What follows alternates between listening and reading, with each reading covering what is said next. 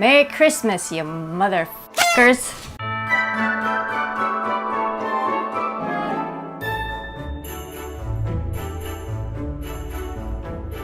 I was racking my brain trying to think of some kind of Christmas-themed video to do, and I don't have a lot of Christmas VHS movies that I could do a VHS haul on, and I really didn't want to go see anything at the theater Christmas related, so I couldn't do a Lindsay's review, so I figured I'd start another series.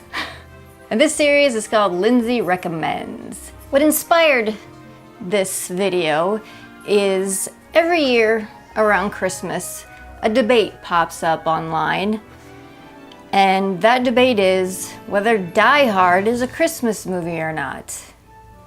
I really don't give a shit. I think of it as a Christmas movie. If you don't, that's fine. It depends on how you see the movie and how you define a Christmas film. But instead of talking about Die Hard, I'm gonna talk about one of my favorite lesser known action movies that has to do with Christmas. And that movie is The Long Kiss Goodnight.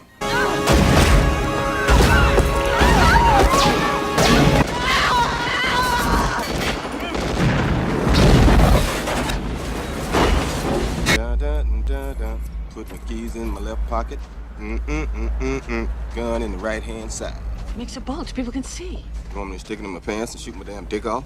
This came out in 1996. Academy Award winner, 1989 Best Supporting Actress, Geena Davis, Thelma and Louise, A League of Their Own, and Samuel L. Jackson, Unbreakable, Shaft, star in this explosive, action-packed thriller from director Renny Harlin, cliffhanger Die Hard 2 Die Harder. After 8 years of amnesia, schoolteacher Samantha Kane, played by Davis, learns she was once a lethal assassin for the CIA, and now her former employees want her dead.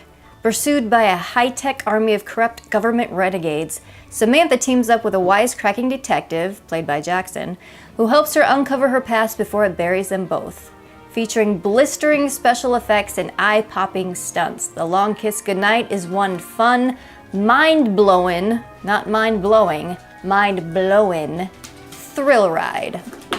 This movie is goddamn great. You're always this stupid? Or did you take lessons? I took lessons. It has great action, great stunts, great one-liners. The story is good. It's an all-around through and through good action film. Now, I know a lot of you out there, you really don't care for female-led action films. And from what I've heard from a lot of people, it's just because they can't buy that particular female as an action star, as being able to do what they're doing in the film. Like if you take the movie Salt, Angelina Jolie, her physical presence doesn't really match with what she's doing on screen. But in this film, Geena Davis, bitch is like 6 foot tall. And you can tell she bulked up a bit for this role. And she's like a professional level archer as well. So I mean, she's got some credibility in the action field.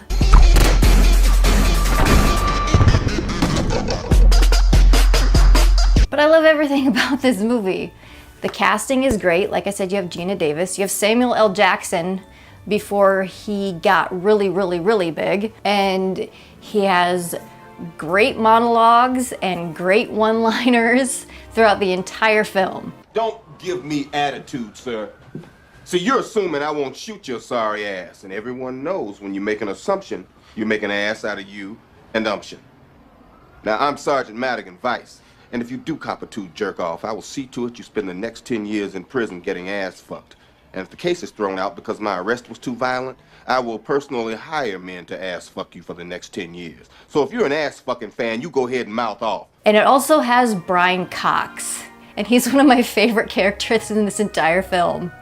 He's fucking hilarious, great one-liners, and you could tell he was having a lot of fun with the role. We jumped out of a building! Yes, it was very exciting. Tomorrow we go to the zoo. And this is written by Shane Black, so there's a lot of that Shane Black-esque humor throughout the film. Good evening, pretty lady. How about some company? No thanks, I'm saving myself till I get raped. Now, this movie does get cheesy at some points, but I mean, all action movies do. And this movie also has a little bit of historical significance, because this film and Cutthroat Island were attempts by Gina Davis and then husband Rennie Harland to promote a female action star, and it supremely backfired. And with how huge of a bomb Cutthroat Island was, it kind of tainted this film, and so people didn't really go out to see it and support it because of what happened with Cutthroat Island. A couple of standout scenes in my mind is the train station scene. I think it's a train station. There's some really great stunts and funny stuff going on. All right, I got 3 shots left in this revolver. You got a full clip. Just point and spray, okay? Ready? And... fuck it! Run for your life! There's also the water torture scene where Gina Davis has to hold her breath for an extremely long amount of time. Douglas, make you a deal. Let me go now, and I'll leave you the use of your legs.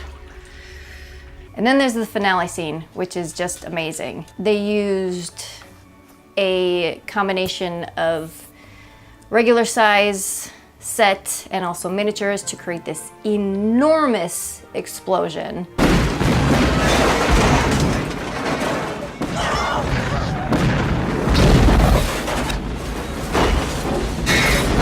This film also has one of my favorite one-liners ever.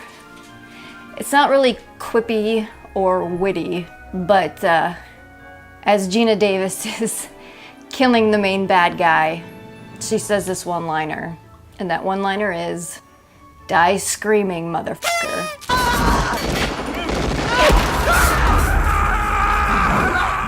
Die screaming, motherfucker.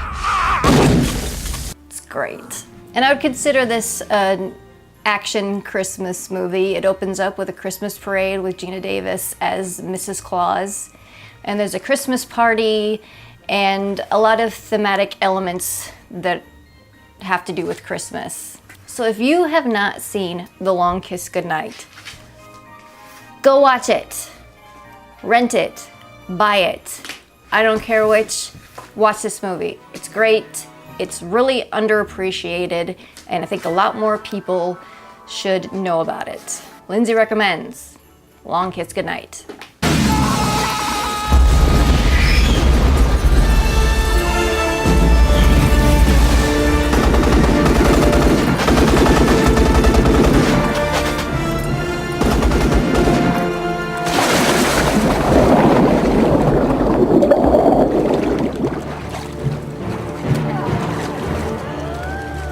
Die screaming, motherfuckers.